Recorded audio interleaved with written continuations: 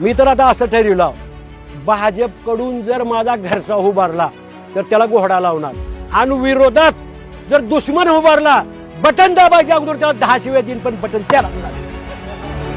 आणि त्याच्यात बी शेतकरी मेला तर JCB उकरायचं आणि रोलरनं वरी दाबायचं, वरी निघून येणं. सोयाबीनचा भाव होता 5,000 ते 5,500. तेव्हा ह्या पाशा तोंडवाशानं आणि ह्या देवेंद्र्यानं चलो नागपूर पायी दिंडी, सोयाबीनला 7,000 भाव द्या, शेतकऱ्याचं कर्ज माफ करा. आज सगळ्या वस्तूचे भाव दुप्पट ते तिप्पट झाले. डिझेल घ्या, पेट्रोल घ्या, गॅस घ्या. खताचा भाव काय होता 400, पुन्हा त्याच्यात GST. 400चा भाव आज 1450. किती वाढले? तिप्पट. आणि मालाचा भाव 800 कमी, 4200 विकतोय, 4300 सोयाबीन. अरे ह्याच्यात माणसं काय, तुम्ही देव ज्याला म्हणता त्याला आणून उतरावा आणि जग म्हणाव, त्याला बी आत्महत्याच करावं लागते. तसं शेतकऱ्याचा काय 10 वर्षाचा भाव असतो का आज? ते बी तेवढी सुद्धा भाव नाही. आता त्या पंजाबहून 10 गायी आणल्या मी जरशे, तुम्हाला माहित आहे, त्याच्यात गेले 11 लाख रुपये. तेव्हा होता 36 ते 38 भाव, आज इकते 24 रुपये दूध. हा, खुराकीचा भाव 1800 रुपये 50 किलो, म्हणजे एका क्विंटलला किती झाले? 3600 रुपये. आणि दुधाचा भाव कमी. असल्या दुष्काळात एवढं ऊन आहे, चाऱ्याचे भाव गगनाला भिडलेत. ह्या परिस्थितीत तुम्ही दुधाचे भाव जर 10 रुपये 15 रुपये कमी केला, कोण जगणार आहे नीट इथं? आणि मला एक प्रश्न पडला, ज्या मोदीनं भोपाळमध्ये 2-4 लाख लोकांपुढे म्हणला की अजित पवारानं 70,000 कोटीचा घोटाळा केलाय.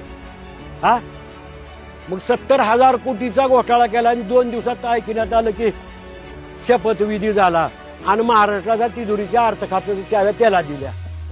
मग मला प्रश्न पडला, ही अन्न खात्यात की वाटाले मला, कारण अन्न खाणार तर एवढं लबाड बोलणार नाही. 100 कोटी पैसे लागले त्या केजरीवालच्या माग, कुठं सापडालं नाही. 1.5 वर्ष झालं ईडी छापे मारून 25 बेजार आहे, 1 रुपया सापडला नाही त्याला मधी. आणि 70 कोटीवाल्याला उपमुख्यमंत्रीपद. वारे देश, ह्याच्या पैसे लोक मेले का देशापाठी? हा, आणि ती देव देव म्हणून. अरे कुठं आहे स्वतःची माई बाप सांभाळणार, कुठे आणून देव दगड, आणि ज्याला करायचं ती करल ना तिथं जाऊन देव देव. माय बाप सांभाळायला तयार नाही. आणि राम राम. बर तुम्ही हिंदू आहो, राम दाखवला तुमचा, 10 फुटाचा मोदी 2 फुटाचा राम तुमचा, तरी बी तुम्हाला राग आला नाही. म्हणजे रामाहून मोठा आहे का मोदी? काय चाललंय की काय नाही या देशात, मला हीच भानगड कळणार. मी तर आता असं ठरवलं, भाजपकडून जर माझा घरचा उभारला तर त्याला घोडा लावणार, आणि विरोधात जर दुश्मन उभारला बटन दाबायच्या अगोदर त्याला 10 शिव्या देईन, पण बटन त्याला लागेल. अहो एवढा नीचपणाचा कळच असते का? ओमदादाविषयी काय वाटते? ओमदादा सारखा तर नंबर 1 माणूस नाही. बरं ती ओमदादाला तर देईलच, जनता देईल, पण मी काय सांगायला, माझ्या दुश्मनाला मी देईन पण ह्यांना देणार नाही, इतका वैताग आलाय. अहो शेतकरी जगल कसा? आणि जे 2-4 पैसे आहेत नोकरदार ती दिमाखाने बोलती ती शेतकरी असेल म्हणून. अरे तुझे 2 महिन्याची पगार नाही होती, तुझी माय रडत बोंबलं तिरतो. आमचे तर 6-6 महिने उसावाचे बिल देत नाहीत. फडणवीसनं राष्ट्रवादी फुलली, शिवसेना फुलली, ह्याच्याबद्दल काय वाटतंय तुम्हाला? त्यांच्याजवळ माणसंच नाही तर आयतेच घ्यावं लागते. याला एक बी लेकरू झालं नाही, कुठलं आणते मग? सगळे बाहेरले जाणावं लागते. आणि जे देशात जेवढे पक्ष आहेत त्याच्यातले जेवढे भ्रष्टाचारी बलात्कारी टोटल भाजपमध्ये आले. बाकीचे जे आता राहिलेत ती एकदम प्युअर आहेत. दुधापासून आम्ही तयार करतो, अन्न आम्ही करतो तयार, आणि आम्हाला 2,000 द्यायला का आम्ही भिकारी आहो का? अरे फक्त आम्हाला भाव दे, काहीच देऊ नको, फुकट काहीच द्यायचं नाही. आणि त्याच्यात बी शेतकरी मेला तर JCB उकरायचं आणि रोलरनं वरी दाबायचं, वरी निघून येणं. पण आपल्या बापानं पिकवलेली माल आम्ही या देशात जगत असतात. तुमच्या मनावर भाव घेता का नाही? खतं तुमच्या मनावर, औषधं तुमच्या मनावर, मोबाईल तुमच्या मनावर, चष्मा तुमच्या मनावर, चप्पल तुमच्या मनावर. मग का तुमच्या बापानं पिकवला का आमचा माल तुम्ही दिल्लीत बसून भाव काढाला? तर चोदानं जी रॉ मटेरियल आहे खतासारखा भाग, ती तुमचं 400 ते 1400 केला. आणि ज्वारी केल्या 3,000 रुपये. ज्वारीला ही रॉ मटेरियल घालून ज्वारी बनवायचं, ती रॉ मटेरियल चाललंय 3,000 रुपये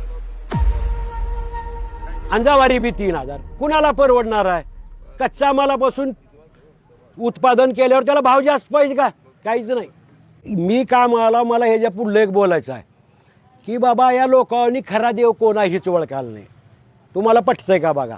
मी काय सांगायला, करोनासारखी आपत्ती आली, सगळा हजारो कोटीचे व्यवसाय ठप, देश ठप राहिला. तसं जर फक्त आम्ही शेतकरी जर ठप राहिलो असतो, सकाळ सकाळी जर आम्ही गाईचं म्हशीचं दूध नाही काढल्यावर तुम्ही काय खूत पेत होतो चहाच्या जागी?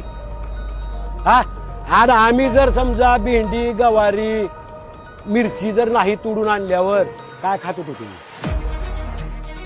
तुमचे देव तर कुलप लावून होते, शिर्डी, इट्टल, बालाजी सगळं. आम्ही सकाळ सकाळी जाऊन आमच्या जीवाची पर्वा न करता, आम्हाला जीवाची भीती नाही का? तरी पण आम्ही दूध काढून आणलो, माळवे तोडून पोच केलो, म्हणून खाल्लो तुम्ही. मग देव कोण आहे? शेतकरी शेतमजूर देवा का दगड देवायचं? मोदी नाही, ती देव नाव माणूस म्हणायच्या लायकीचा नाही. एवढा लबाड बोलतोय राव. आजपर्यंतच्या इतिहासात मी इंदिरा गांधीच्या काळापासून आणीबाणी सुद्धा बघितलं, कुकडे बिकडे मध्ये घातलेला, पण एवढा लबाड माणूस बघायला नाही. आता ही लोकांना काय वाटतं भाजपचा? मी अजून गडकरीच्या विरोधात एक शब्द बोलला नाही आणि अटलजीच्या एक शब्द आतापर्यंत बोलला नाही. जर कुणी ऐकलं असलं तर इथे कपडे काढतो, बुटाना महाराज.